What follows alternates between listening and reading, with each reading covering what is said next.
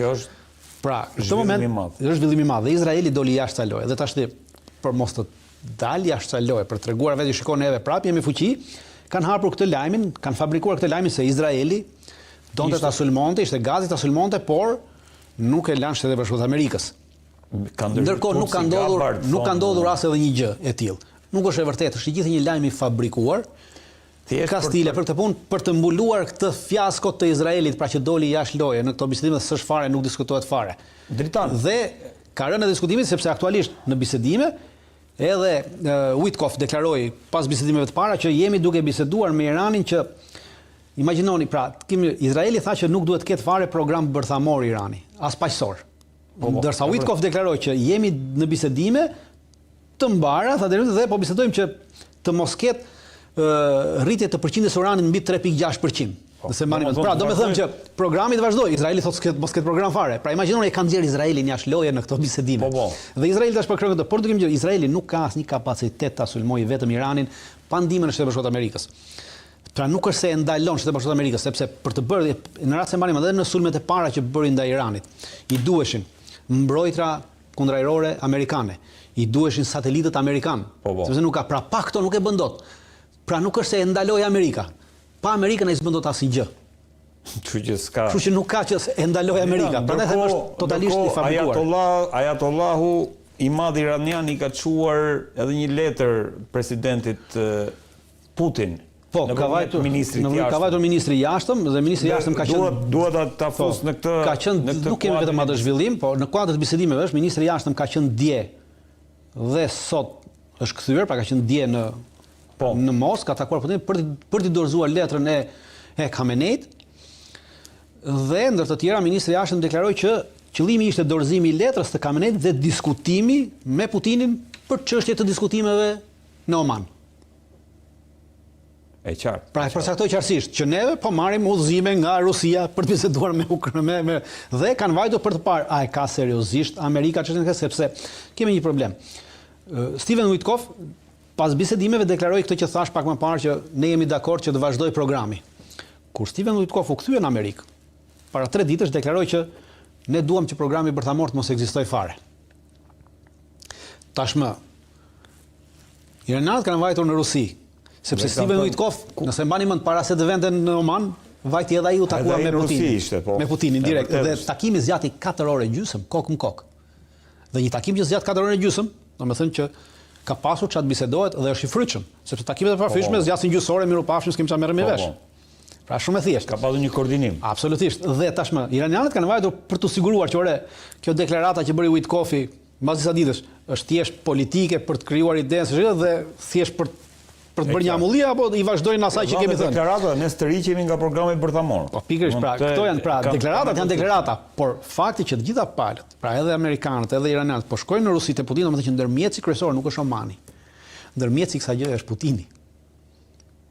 Pra jemi prapë tek SBA. Prapë tek SBA Amerikë. Dhe kemi një gjë. Në ditën që dje ministri i jashtëm iranian vete për të çuar një letër të Ayatollah Khameneit Putinit. Në të njëjtën ditë dje, ministri i mbrojtjes i Arabisë Saudite bën vizitë zyrtare në Iran dhe takon Ayatollah Khamenein dhe në bisedime direkte me ministrin e mbrojtjes dhe me shefin e shtabit përgjithshëm të ushtrisë iraniane dhe dhe ky ishte një lajm shumë i rëndësishëm sepse pastaj doli në konferencë për shtyp dhe ministri i mbrojtjes i Arabisë Saudite tha që neve jemi vende vëllezër, miq dhe fqinj të mirë. Pra, Arabia Saudite dhe jemi në realizimin e disa marrëveshjeve të përbashkëta në fushën ushtarake. Pra, kjo i tregoi e para që Arabia Saudite vajti për të thënë që edhe në rast se do të sulmojni, nga ne nuk do të sulmojni. Pra, ne nuk do e lejojmë Amerikën sulmoj nga territori jon për japim garanci. Trumpi tha ne duam që Irani të prosperojë, të ecë përpara, të bëhet një vend i begatë. Pavarësisht deklaratave të tilla. Në një moment caktuar e zëm se palët nuk kanë dakord për një gjë të vogël, sepse bizë mund të prishin edhe për diçka të vogël. Për një kapriç të dikujt. Të njërës palës së të tjetrës. Dhe në kjo mund të çojnë luftë. Pra nuk është çudi, por në çfarëdo lloj lufte që të shkojë, si do shkojë gjendja, Arabia Saudite garantoi që nga ne nuk e keni, pra ne nuk marrim pjesë, ne nuk e lejojmë përdorjen e territorit ton kundër jush. Dhe kërkuan garanci nga Irani që mos goditen, sepse goditja e Iranit ndaj Arabisë Saudite e shkatërron Arabinë Saudite. Në rast se marrim mend para 6 viteve, Huthët goditën vetëm një rafineri të prodhimit të naftës Aramco në Arabi Saudite dhe u ndalua prodhimi i naftës për 2 javë.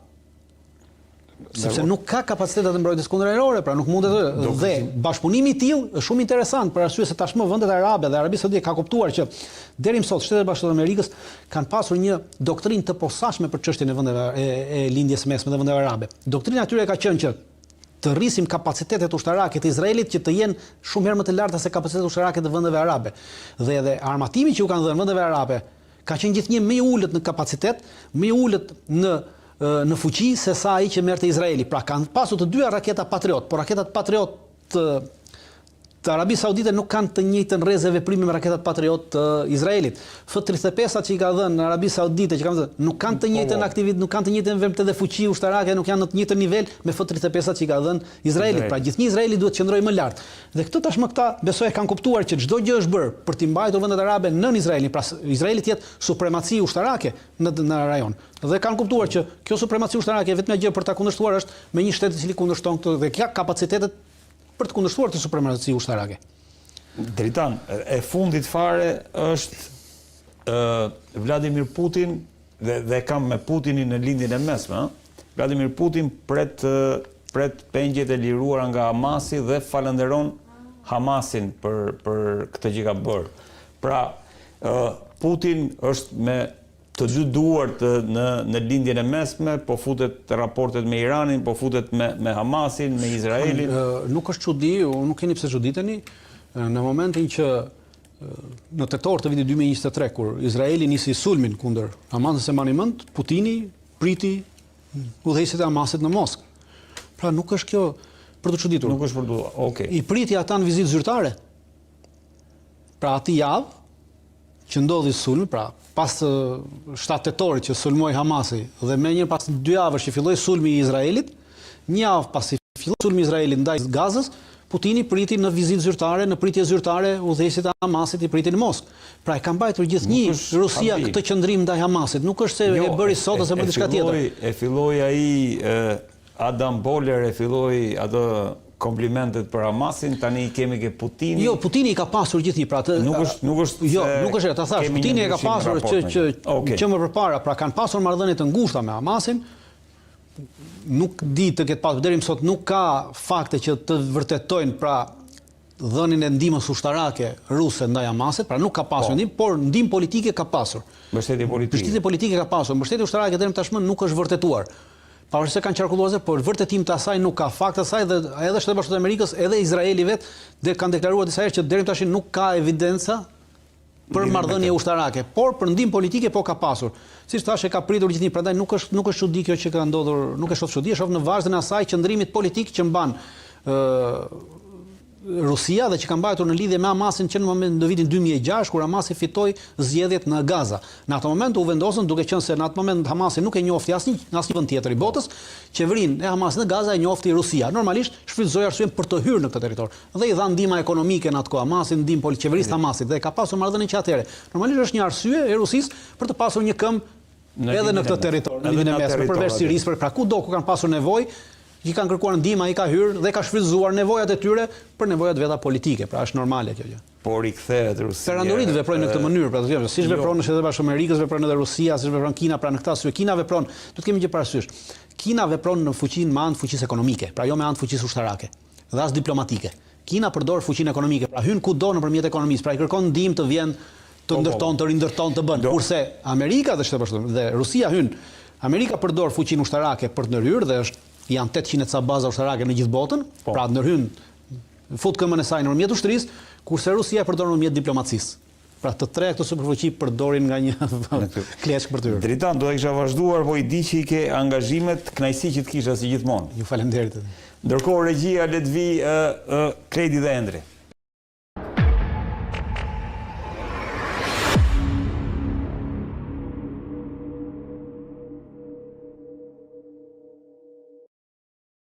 Është bashkuar me mua Klejt Këlliçi, pedagog i shkencave politike në Universitetin e Tiranës. Përshëndetje Klejt. Përshëndetje. Mirë se erdhe. Endri Tafani, ekspert dhe njohës i marrëdhënieve ndërkombëtare. Përshëndetje zoti Tafani. Kënaqësi që ju kam gjithmonë në studio. Në fakt endi do ta filloj do ta vazhdoj domethënë atë që po diskutoja edhe me mikun tim Dritan, si e shikon situatën në lindjen e mesme në një kohë që vjen një lajm që Shtetet e Bashkuara të Amerikës po i largojnë trupat edhe nga Siria. Kjo tërheqja e trupave në Siria nuk është lajm, po themi, që vjen papritmas. Trump edhe gjatë mandatit parë ka dashur që të largojë trupat nga Siria. Ato trupa që janë në Siri kanë qenë në kuadër të luftës ndaj ISIS-it dikur, pra kur u themelua Shteti Islamik këto, dhe janë dërguar, janë kryesisht trupa që kanë bëjnë me operacione speciale, kanë bashkëpunuar me forcat kurde dhe në bashkëpunim me to kanë drejtuar operacionet kundër Shtetit Islamik. Me mbarimin e luftës, pastaj patën qëllim stabilizimin e zonës dhe bile gjatë kohës kur ka qenë Obama, aty ka pasur edhe konflikt me ushtarë ose me ata që kanë qenë trupat e Wagnerit, që në krau tjetër përkrahnin Asadin, dhe ka pasur një përplasje midis trupave mercenare ruse dhe trupave amerikane, diku aty afër Palmirës, në Deri Zazor, në të cilën trupat ruse në bashkëpunim me ato, po themi, të Asadit, tentuan që të futeshin në territorin ku ishin kurdët, në mënyrë të tillë që të shtrinin autoritetin e qeverisë siriane dhe në atë pjesë territori që mbanin. Dhe aty u ndërhyri Amerika, ndërhyri Shtetet e Bashkuara të Amerikës, domethënë nuk e lejuan atë gjë, dhe pati edhe një po them, na rusët u konsideruar si masakër, sepse aty e provuan për herë të parë, domethënë fuqinë e po themi gjithë aviacionit dhe edhe teknologjisë amerikane në atë zonë. Tani, pasi u bëj qartë që kjo zonë ishte për kurdët, pra në anën e Shtetit të Bashkuara të Amerikës, pati një ndryshim pozicionimi, erdhi nga Obama, erdhi Trump, i cili mendonte që ato trupa aty nuk duheshin, pasi ishte një shpenzim i kot, tashme operacionet ndaj ISIS-it kishin marrë fund dhe kërkonte që ti të rishte. Ideja është jemi te ky konteksti i ri krijuar dhe nuk u lejua në atë kohë, domethënë duke qenë se nuk kishte as shumicën as në Senat as në Kongres në kuptimin për të lejuar veprime të tilla, plus kishte edhe kundërshtim në anën e gjeneralëve amerikanë, të cilët i thanë që situata në Siri është akoma e pastabilizuar, pra ka mundësi rindezë konflikti midis Asadit edhe trupave të kryengrizëve të tjerë, kështu që është mirë që ne të kemi një forcë aty për ta mbajtur. Kështu që e tërhoqi vendimin e parë, sepse nuk është hera e parë që e merr një vendim të tillë, e tërhoqi një vendim të tillë më përpara dhe trupat qëndruan aty. Tashmë situata në Siri ka ndryshuar komplet, nuk është më Asadi, i cili ishte një, po themi, një udhëheqës i cili edhe mund të krijonte konflikte të tjera dhe kuadri tensionim së fundmi midis Rusisë dhe Izraelit. Po nuk ka më midis Turqisë edhe Izraelit për shkak të bazës në Palmira. Shiko, në qoftë se më përpara kishte një, po themi, një problematik të rënjes së rajonit në duart e Shtetit Islamik dhe duke qenë se Shtetet e Bashkuara ishin të angazhuara në luftë ndaj Shtetit Islamik, bënte sens nga ana ushtarake që ti të kishe një prezencë në rajon aty për të mbajtur në kontroll çfarë do lloj konflikti më. Tashmë nuk ekziston më një problem i tillë. Dhe trupat aty janë jashtë çdo përfitimi politik që mund të kesh ti duke mbajtur trupa në terren. E vetmi përfitim që mund të kenë aty, mund të kenë qenë kurdët, të cilët e shikojnë prezencën e Shtetit Bashkuara si një garanci ndaj Turqisë.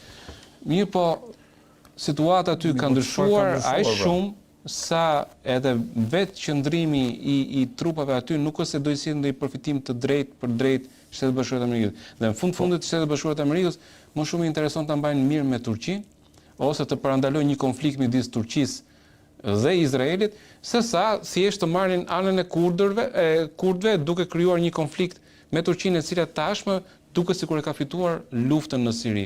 Pra nuk bën sens më për